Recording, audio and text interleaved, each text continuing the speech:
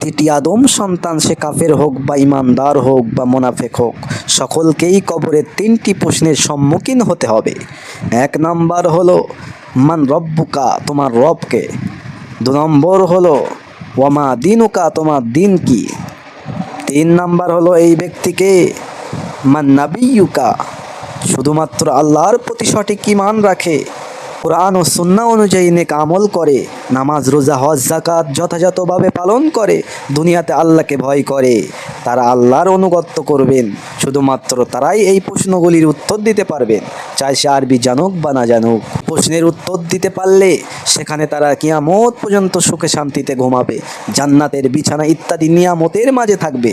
আর কাফের, মুশরিক, মুনাফেক, নামাজি, হালাল হারাম সম্পর্কে বেপরোয়া, তা দুনিয়ার জীবনে যতই নিজেকে মুসলমান দাবি করুক না কেন, তারা এই প্রশ্নের উত্তর কোশ্চিনকালেও দিতে পারবে না।